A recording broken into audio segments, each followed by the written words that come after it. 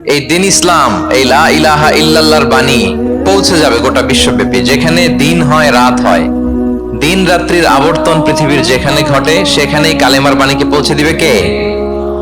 এই পৃথিবীতে এমন কোনো কাঁচা পাকা ঘর থাকবে না যে এই ঘরে লা ইলাহার বাণী পৌঁছাবে না।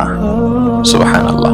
পৃথিবীতে এমন কোনো জায়গা থাকবে না, এটা হোক মরুভূমি, হোক জঙ্গল, হতে পারে পাহাড়, হতে পারে কোনো আদিবাসী নৃগোষ্ঠী থাকে, পৃথিবীর এমন কোনো জায়গা থাকবে না যেখানে লা ইলাহার বাণী পৌঁছাবে না। পৌঁছে যাবে। সহিহ মুসলিমের আরেক বর্ণনায় আল্লাহ রাসূল সাল্লাল্লাহু আলাইহি ওয়া আলিহি ওয়াসাল্লাম তিনি বলেন, ইন্নাল্লাহা যাওয়ালি আল আরবা ফারাআইতু মাশারিকাহা ওয়া মাগারিবাহা ওয়া ইন্না মুলকা উম্মতি সায়াবলুগু মা যুবিয়া লি মিনহা। তিনি বলেন, আল্লাহ তাআলা গোটা বিশ্বটাকে ছোট করে একটা রেপ্লিকা বানিয়ে আমার চোখের সামনে তুলে ধরেছেন। আমি পৃথিবীর প্রাচ্য পাশ্চাত্য সবটুকুন দেখেছি, আর আমি যদ্দূর দেখেছি ঠিক তদ্দূর কালেমার বাণী পৌঁছে যাবে। সুবহানাল্লাহ পড়বেন না? তার মানে গোটা বিশ্বব্যাপী ইসলামের সুমহান বাণীকে পৌঁছে দিবে কে? আল্লাহ পৌঁছে দিবেন। আল্লাহর ওয়াদা আর নবী আলাইহিস সালামের ভবিষ্যৎবাণী। তো ইসলামের এই বিজয়ের অংশী যেন আমরা হতে পারি, আল্লাহ আমাদেরকে তৌফিক দান করুন।